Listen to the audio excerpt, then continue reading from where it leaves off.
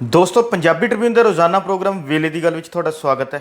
ਮੈਂ ਆਤਿਸ਼ ਗੁਪਤਾ ਤੁਹਾਡੇ ਸਾਹਮਣੇ ਹਾਜ਼ਰ ਹਾਂ ਤੇ ਅੱਜ ਅਸੀਂ ਗੱਲ ਕਰਾਂਗੇ ਸਾਧਨਾ ਦੀ ਕਾਣੀ ਵੰਡ। ਇਸ ਤੋਂ ਪਹਿਲਾਂ ਦੋਸਤੋ ਅਸੀਂ ਦੱਸਣਾ ਚਾਹਾਂਗੇ ਵੀ ਦੇਸ਼ ਭਰ ਦੇ ਵਿੱਚ ਕਿਸਾਨ ਜਥੇਬੰਦੀਆਂ ਵੱਲੋਂ ਜਿਹੜਾ ਹੈ ਅੱਜ ਭਾਜਪਾ ਆਗੂਆਂ ਤੇ ਕਾਰਪੋਰੇਟਾਂ ਦੇ ਪੁਤਲੇ ਜਿਹੜੇ ਨੇ ਅੱਜ ਸਾੜੇ ਗਏ ਨੇ। ਜੀ ਹਾਂ ਦੋਸਤੋ, ਕੇਂਦਰੀ ਖੇਤੀ ਕਾਨੂੰਨਾਂ ਖਿਲਾਫ ਦਿੱਲੀ ਦੀ ਬਰੂਹਾਂ ਦੇ ਚੱਲ ਰਹੇ ਸੰਘਰਸ਼ ਨੂੰ ਜਿਹੜਾ ਹੈ 11 ਮਹੀਨੇ ਦਾ ਸਮਾਂ ਜਿਹੜਾ ਪੂਰਾ ਹੋਣ ਵਾਲਾ ਹੈ ਤੇ ਕਿਸਾਨ ਜਥੇਬੰਦੀਆਂ ਵੱਲੋਂ ਦੁਸ਼ਹਿਰੇ ਨੂੰ ਜਿਹੜਾ ਹੈਗਾ ਇੱਕ ਆਪਣੇ ਹੀ ਨਵੇਕਲੇ ਢੰਗ ਨਾਲ ਜਿਹੜਾ ਹੈਗਾ ਇਸ ਵਾਰ ਮਨਾਇਆ ਗਿਆ।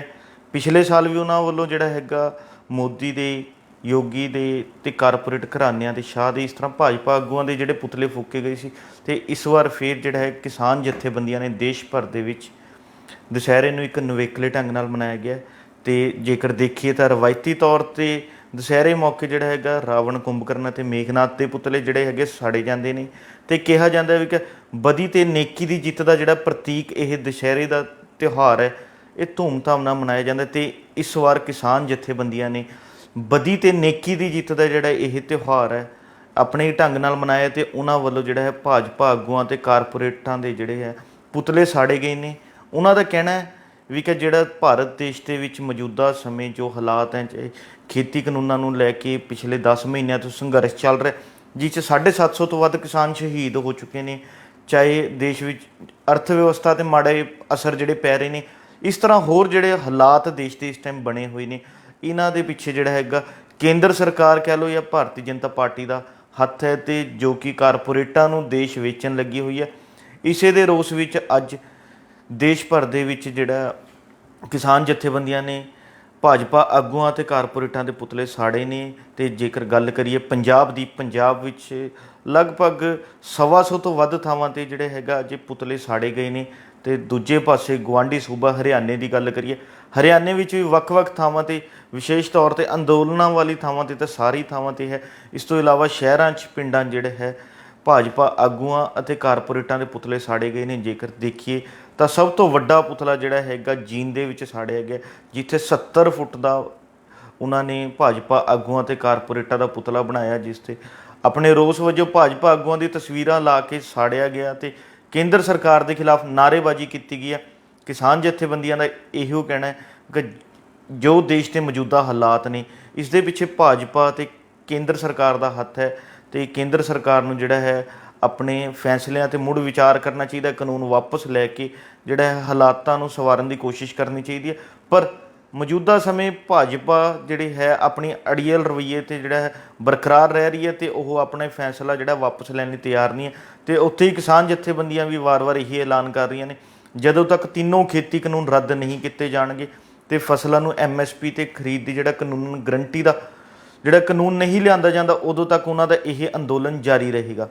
ਇਸ ਦੇ ਨਾਲ ਹੀ ਦੋਸਤੋ ਦੂਜੇ ਪਾਸੇ ਦੇਖੀਏ ਤਾਂ ਭਾਰਤ ਸਰਕਾਰ ਵੱਲੋਂ ਦੇਸ਼ ਦੇ ਵਿੱਚ ਹਰ ਵਰਗ ਨੂੰ ਜਿਹੜਾ ਹੈਗਾ ਇੱਕ ਵਿਕਾਸ ਦੇ ਰਾਹ 'ਤੇ ਲਿਜਾਣ ਦੀ ਤੇ ਭਾਰਤ ਨੂੰ ਜਿਹੜਾ ਹੈਗਾ ਇੱਕ ਆਧੁਨਿਕ ਭਾਰਤ ਬਣਾਉਣ ਦੇ ਵੱਡੇ ਵੱਡੇ ਦਾਅਵੇ ਕੀਤੇ ਜਾ ਰਹੇ ਨੇ, ਵੱਡੇ ਵੱਡੇ ਐਲਾਨ ਕੀਤੇ ਜਾ ਰਹੇ ਨੇ। ਨਿੱਤ ਜਿਹੜਾ ਹੈਗਾ ਉਦਘਾਟਨ ਕਰਕੇ ਜਿਹੜਾ ਹੈ ਭਾਰਤ ਨੂੰ ਇੱਕ ਆਧੁਨਿਕ ਭਾਰਤ ਬਣਾਉਣ ਦੇ ਦਾਅਵੇ ਜਿਹੜੇ ਕੀਤੇ ਜਾ ਰਹੇ ਨੇ, ਪਰ ਹਕੀਕਤ ਇਸ ਦੇ ਬਿਲਕੁਲ ਉਲਟ ਹੈ ਵੀ ਕਿ ਦੇਸ਼ ਦੇ ਵਿੱਚ ਧਰਮ ਨੂੰ ਜਾਤੀ ਦੇ ਨਾਂ 'ਤੇ ਜਿਹੜਾ ਹੈਗਾ ਲੋਕਾਂ ਨੂੰ ਧਰਮ ਔਰ ਜਾਤੀ ਦੇ ਨਾਂ 'ਤੇ ਵੰਡਿਆ ਜਾ ਰਿਹਾ। ਜੇਕਰ ਦੇਖੀਏ ਤਾਂ ਉਹਨਾਂ ਵਿੱਚ ਸਾਧਨਾ ਦੀ ਵੀ ਜਿਹੜੀ ਕਾਣੀ ਵੰਡ ਹੋ ਰਹੀ ਹੈ, ਸਰਕਾਰਾਂ ਉਸ ਵੱਲ ਬਿਲਕੁਲ ਵੀ ਧਿਆਨ ਦੇਣ ਲਈ ਤਿਆਰ ਨਹੀਂ ਨੇ। ਇਸ ਸਮੇਂ ਜਿਹੜਾ ਹੈਗਾ ਭਾਰਤ ਦੇਸ਼ ਦੇ ਵਿੱਚ ਵੱਖ-ਵੱਖ ਜਾਤੀਆਂ, ਵੱਖ-ਵੱਖ ਵਰਗਾਂ ਦੇ ਲੋਕਾਂ ਦੇ ਵਿੱਚ ਕਾਫੀ ਜਿਹੜਾ ਭੇਦਭਾਵ ਦੇਖਣ ਨੂੰ ਮਿਲ ਰਿਹਾ। ਹੁਣ ਦੇਖੀਏ ਤਾਂ ਪਿਛਲੇ ਦਿਨੀ ਜਿਹੜਾ centre for the study of developing societies ਜੋ ਕਿ ਇੱਕ ਖੋਜ ਕਰਨ ਵਾਲੀ ਸੰਸਥਾ ਹੈ, ਇਸ ਵੱਲੋਂ ਇੱਕ ਖੋਜ ਕੀਤੀ ਗਈ ਸੀ, ਉਸ ਵੱਲੋਂ ਆਪਣੀ ਰਿਪੋਰਟ ਜਿਹੜੀ ਆ ਪ੍ਰਕਾਸ਼ਿਤ ਕੀਤੀ ਗਈ ਹੈ। ਉਸਨੇ ਦੱਸਿਆ ਵੀ ਕਿ ਭਾਰਤ ਵਿੱਚ ਕਿਵੇਂ ਜਿਹੜਾ ਹੈਗਾ ਕਿਹੜੇ ਵਰਗ ਕੋਲ ਕਿਹੜੇ ਸਾਧਨ ਹੈ ਤੇ ਇਸ ਸਮੇਂ ਭਾਰਤ ਦੇਸ਼ ਦੇ ਵਿੱਚ ਲੋਕਾਂ ਦੀ ਸਥਿਤੀ ਦੇ ਕੀ ਹਾਲਾਤ ਬਣੇ ਹੋਏ ਨੇ।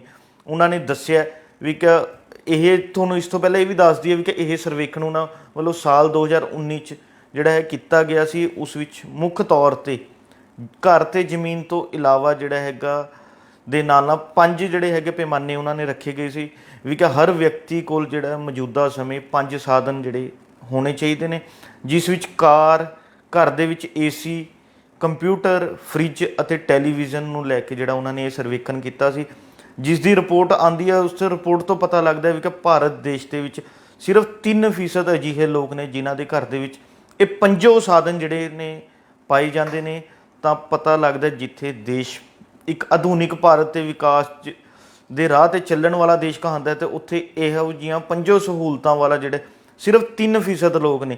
ਜੇਕਰ ਇਹਨਾਂ ਵਿੱਚ ਵੀ ਦੇਖੀਏ ਤਾਂ ਜਿਹੜਾ ਇੱਕ ਕੀ ਨਾ ਦਲਿਤ ਤੇ ਮੁਸਲਮਾਨ ਪਰਿਵਾਰ ਜਿਹੜੇ ਨੇ ਉਹਨਾਂ ਦੀ ਗਿਣਤੀ ਬਹੁਤ ਘੱਟ ਹੈ।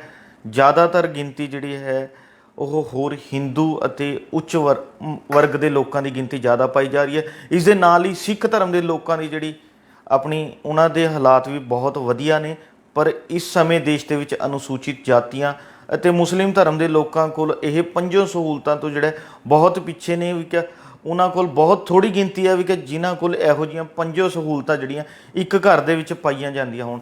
ਜੇਕਰ ਦੇਖੀਏ ਤਾਂ ਉਹਨਾਂ ਦੇ ਸਰਵੇਖਣ ਅਨੁਸਾਰ ਉਹਨਾਂ ਦੀ ਰਿਪੋਰਟ ਦੱਸਦੀ ਹੈ ਵੀ ਕਿ ਦੇਸ਼ ਦੇ ਵਿੱਚ ਸ਼ਹਿਰੀ ਖੇਤਰ ਨੂੰ ਦੇਖਿਆ ਜਾਵੇ, ਜੋ ਕਿ ਅੱਜ ਦੇ ਟਾਈਮ ਆਧੁਨਿਕ ਭਾਰਤ ਦਾ ਇੱਕ ਨਾਅਰਾ ਦਿੰਦੇ ਹੋਏ ਅੱਗੇ ਵੱਧ ਰਹੇ ਨੇ, ਉਹਨਾਂ ਵਿੱਚ ਸਿਰਫ 13% ਘਰ ਇਹੋ ਜਿਹੇ ਨੇ ਜਿੱਥੇ ਇਹ ਪੰਜੋ ਸਹੂਲਤਾਂ ਪਾਈਆਂ ਜਾਂਦੀਆਂ ਹੁਣ ਇਕੱਠੀਆਂ।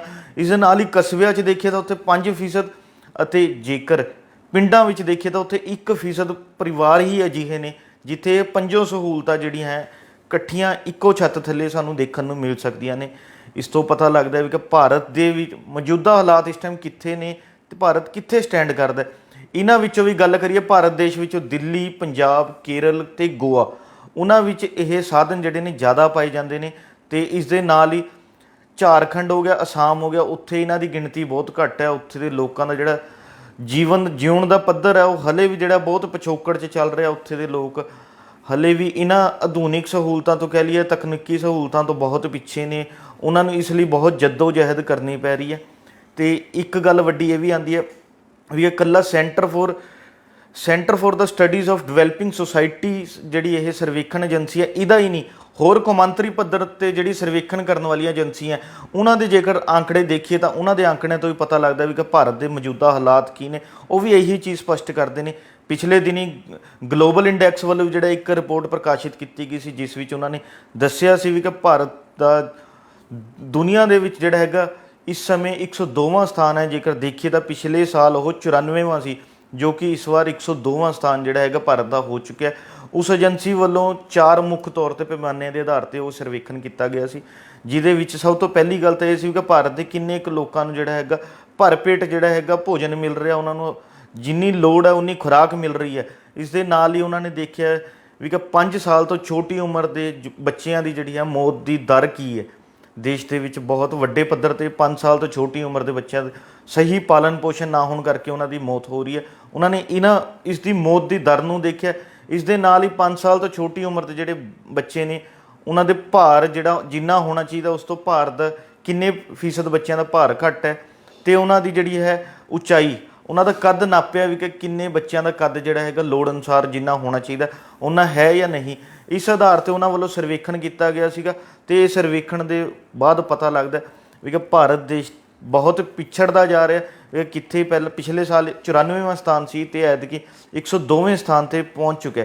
ਇਹ ਜਦ ਕਿ ਦੇਖੀਏ ਭਾਰਤ ਸਰਕਾਰ ਗਲੋਬਲ ਇੰਡੈਕਸ ਦੇ ਜਿਹੜੇ ਸਰਵੇਖਣ 'ਤੇ ਕਈ ਤਰ੍ਹਾਂ ਦੇ ਸਵਾਲ ਖੜੇ ਕਰਦੀ ਹੈ, ਪਰ ਭਾਰਤ ਸਰਕਾਰ ਵੱਲੋਂ ਜਿਹੜੇ ਹੁਣ ਤੱਕ ਆਪਣੇ ਵਿਕਾਸ ਦੇ ਮਾਡਲ ਦੇ ਨਾਮ 'ਤੇ ਜਿਹੜੇ ਆંકੜੇ ਜਾਰੀ ਕੀਤੇ ਗਏ ਨੇ ਉਹਨਾਂ ਆંકੜਿਆਂ 'ਤੇ ਨਜ਼ਰ ਮਾਰੀਏ ਤਾਂ ਇਹ ਸਰਵੇਖਣ ਕੋਈ ਵੀ ਗਲਤ ਨਹੀਂ ਹੈ। ਸਰਵੇਖਣ ਆਪਣੀ ਜਿਹੜਾ ਹੈਗਾ ਪੂਰਾ ਉੱਤਰ ਦਾ ਦਿਖਾਈ ਦਿੰਦਾ ਵੀ ਕਿ ਭਾਰਤ ਸਰਕਾਰ ਦਾ ਮੰਨਣਾ ਹੈ ਵੀ ਕਿ ਮੌਜੂਦਾ ਸਮੇਂ ਉਹ ਦੇਸ਼ 'ਚ 80% ਲੋਕਾਂ ਨੂੰ ਜਿਹੜਾ ਹੈਗਾ ਆਪਣੇ ਭੋਜਨ ਜਿਹੜਾ ਹੈਗਾ ਸਰਕਾਰ ਮੁਹੱਈਆ ਕਰਵਾ ਰਹੀ ਹੈ। ਆਪਣੀ ਯੋਜਨਾਵਾਂ ਦੇ ਅਧੀਨ ਜਿਹੜਾ ਹੈਗਾ ਭੋਜਨ ਮੁਹੱਈਆ ਕਰਵਾਇਆ ਜਾ ਰਿਹਾ। ਅਤੇ ਇਸ ਤੋਂ ਪਤਾ ਲੱਗਦਾ ਵੀ ਕਿ ਕੇਂਦਰ ਸਰਕਾਰ ਦਾ ਇਹ ਦਾਅਵੇ ਤੋਂ ਹੀ ਸਪਸ਼ਟ ਹੋ ਜਾਂਦੀ ਹੈ ਗੱਲ ਵੀ ਕਿ ਭਾਰਤ ਦੇ ਵਿੱਚ 80% ਲੋਕ ਕੇਂਦਰ ਸਰਕਾਰ ਅਨੁਸਾਰ ਵੀ ਕਿ ਉਹ ਆਪਣਾ ਭੋਜਨ ਵੀ ਨਹੀਂ ਖਰੀਦ ਸਕਦੇ। ਅਤੇ ਕੇਂਦਰ ਸਰਕਾਰ ਕਹਿ ਰਹੀ ਹੈ ਵੀ ਕਿ ਹਾਂਜੀ ਭਾਰਤ ਇੱਕ ਖੁਸ਼ਹਾਲ ਦੇਸ਼ ਹੈ, ਇਹ ਜਿਹੜਾ ਹੈਗਾ ਇਸ 'ਚ ਵਿਕਾਸ ਦੇ ਰਾਹ 'ਤੇ ਅੱਗੇ ਵੱਧਦਾ ਜਾ ਰਿਹਾ। ਅਤੇ ਅੱਜ ਭਾਰਤ ਦੇ ਵਿੱਚ 80% ਲੋਕ ਅਜਿਹੇ ਨੇ ਜਿਹੜਾ ਆਪਣਾ ਭੋਜਨ ਜਿੰਨਾ ਲੋੜ ਹੈ ਉਹ ਖਰੀਦ ਨਹੀਂ ਸਕਦੇ ਅਤੇ ਉਹਨਾਂ ਨੂੰ ਸਰਕਾਰ ਨੂੰ ਮੁਹੱਈਆ ਕਰਾਉਣਾ ਪੈ ਰਿਹਾ। ਅਤੇ ਉਹ ਮੁਹੱਈਆ ਕਰਾਉਣ ਤੋਂ ਬਾਅਦ ਵੀ ਸਰਕਾਰ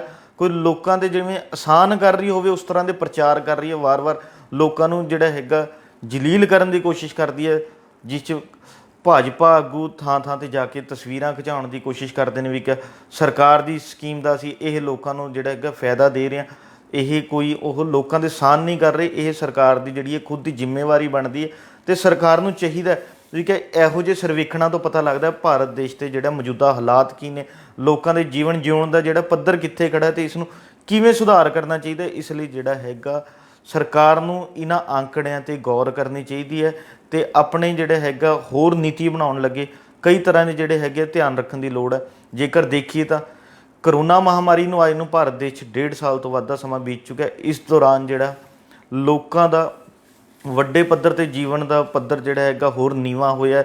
ਲੋਕਾਂ ਨੂੰ ਸਹੀ ਭੋਜਨ, ਸਹੀ ਰਹਿਣ ਸਹਿਣ ਨਾ ਮਿਲਣ ਕਰਕੇ ਹਜ਼ਾਰਾਂ ਕਿਲੋਮੀਟਰ ਇੱਕ ਥਾਂ ਤੋਂ ਛੱਡ ਕੇ ਦੂਜੀ ਥਾਂ ਜਾਣਾ ਪਿਆ। ਤੇ ਇਸ ਤੋਂ ਬਾਅਦ ਹੀ ਜਿਹੜਾ ਹੈਗਾ ਦੇਸ਼ ਦੇ ਵਿੱਚ ਜਿਵੇਂ ਮਹਿੰਗਾਈ ਵਧੀ ਹੈ, ਪੈਟਰੋਲ ਡੀਜ਼ਲ ਦੀਆਂ ਕੀਮਤਾਂ ਵੱਧ ਰਹੀਆਂ ਨੇ, ਪੈਟਰੋਲ ਡੀਜ਼ਲ ਦੀਆਂ, ਰਸੋਈ ਗੈਸ ਦੀਆਂ ਕੀਮਤਾਂ ਵਧਣ ਦੇ ਨਾਲ ਦੇਸ਼ 'ਚ ਕਿਵੇਂ ਮਹਿੰਗਾਈ ਵੱਧ ਰਹੀ ਹੈ, ਇਸ 'ਤੇ ਜਿਹੜਾ ਹੈਗਾ ਸਰਕਾਰ ਨੂੰ ਗੌਰ ਕਰਨ ਦੀ ਲੋੜ ਹੈ। ਵੀ ਕਿ ਕਰੋਨਾ ਮਹਾਮਾਰੀ ਨੇ ਪਹਿਲਾਂ ਹੀ ਹਰ ਘਰ ਦੀ ਹਰ ਚੁੱਲ੍ਹੇ ਦੇ ਜਿਹੜਾ ਹੈਗਾ ਬਜਟ ਹਿਲਾ ਕੇ ਰੱਖਤਾ। ਉਸ ਤੋਂ ਬਾਅਦ ਇਹ ਵੱਧ ਰਹੀ ਮਹਿੰਗਾਈ ਲੋਕਾਂ ਨੂੰ ਹੋਰ ਮੁਸ਼ਕਲਾਂ ਲੋਕਾਂ ਦੀਆਂ ਖੜਾ ਕਰ ਰਹੀਆਂ ਨੇ ਤੇ ਸਰਕਾਰ ਨੂੰ ਚਾਹੀਦਾ ਹੈ ਵੀ ਕਿ ਉਹ ਲੋਕਾਂ ਦੇ ਵਿੱਚ ਜਾਵੇ ਤੇ ਇਸ ਤਰ੍ਹਾਂ ਦੀ ਮੁਸ਼ਕਲਾਂ ਨੂੰ ਜਿਹੜਾ ਹੱਲ ਕਰਨ ਲਈ ਕੋਈ ਠੋਸ ਨੀਤੀ ਤਿਆਰ ਕਰੇ। ਇਸ ਲਈ ਜਿਹੜੀ ਨੀਤੀ ਮਾਹਰ ਨੇ ਉਹਨਾਂ ਨੂੰ ਵੀ ਚਾਹੀਦਾ ਵੀ ਕਿ ਲੋਕਾਂ ਨੂੰ ਪੇਸ਼ ਆ ਰਹੀਆਂ ਜਿਹੜੀ ਸਮੱਸਿਆਵਾਂ ਨੇ, ਇਸ ਤਰ੍ਹਾਂ ਦੀ ਮੁਸ਼ਕਲਾਂ ਨੇ, ਉਹਨਾਂ ਨੂੰ ਦੇਖਦੇ ਹੋਏ ਕੋਈ ਨਵੀਆਂ ਨੀਤੀਆਂ, ਕੋਈ ਨਵੇਂ ਹੱਲ ਕੱਢਣ ਤਾਂ ਜੋ ਲੋਕਾਂ ਨੂੰ ਇਸ ਤਰ੍ਹਾਂ ਦਾ ਮੁਸ਼ਕਿਲ ਭਰਿਆ ਜੀਵਨ ਜਿਉਣ ਦੀ ਥਾਂ ਤੇ ਘੱਟੋ ਘੱਟ ਹੋਰ ਨਹੀਂ ਉਹਨਾਂ ਨੂੰ ਭਰ ਪੇਟ ਜਿਹੜਾ ਭੋਜਨ ਹੈ ਉਹ ਜ਼ਰੂਰ ਮਿਲ ਸਕੇ, ਜੋ ਕਿ ਇਸ ਟਾਈਮ ਨਹੀਂ ਮਿਲ ਰਿਹਾ। ਹੁਣ ਹੋਵੇਗਾ ਕਿ ਇਹ ਤਾਂ ਦੇਖਣ ਵਾਲੀ ਗੱਲ ਹੈ ਸਰਕਾਰ ਕਿੰਨੀ ਕੁ ਲੋਕਾਂ ਦੀਆਂ ਜਿਹੜੀ ਸਮੱਸਿਆਵਾਂ ਨਿਬੇੜਨ ਦੇ ਵਿੱਚ ਕਾਮਯਾਬ ਹੋ ਸਕੇਗੀ, ਇਹ ਤਾਂ ਆਉਣ ਵਾਲਾ ਸਮਾਂ ਹੀ ਦੱਸੇਗਾ। ਕੱਲ੍ਹ ਨੂੰ ਇਸੇ ਸਮੇਂ ਇੱਕ ਨਵੇਂ ਮੁੱਦੇ ਦੇ ਨਾਲ ਫਿਰ ਮਿਲਾਂਗੇ ਪ੍ਰੋਗਰਾਮ ਵੇਲੇ ਦੀ ਗੱਲ ਵਿੱਚ। ਧੰਨਵਾਦ।